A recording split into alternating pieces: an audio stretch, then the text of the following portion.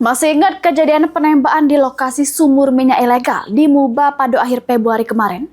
Yang sebelumnya sikok pelaku sudah ketangkep.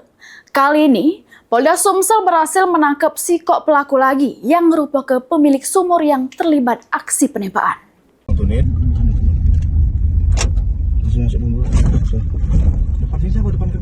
Ini uang di belakang, kita di depan sini.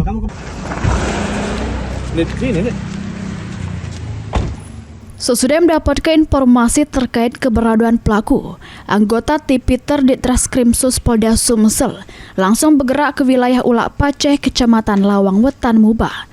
Pas sampai di rumah pelaku, polisi langsung meringkus pelaku atas nama Amiril Mukminin alias Ril tanpa perlawanan.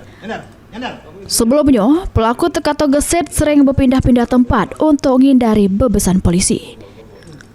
Tersangka merupakan pelaku penembakan yang terjadi di lokasi sumur minyak ilegal, kawasan PT Hindoli Keluang Muba pada akhir Februari 2026.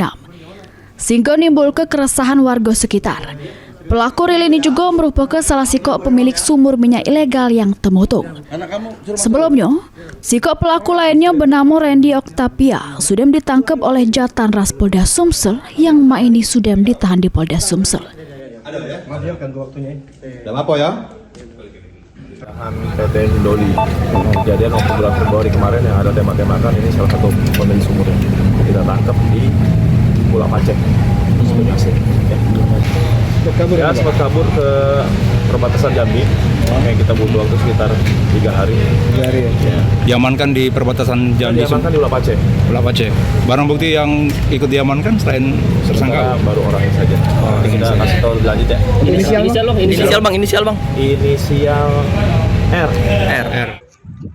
Ini polisi masih melakukan pemeriksaan terhadap tersangka Ril untuk dilakukan pengembangan lebih lanjut. Mulyadi, PAL TV.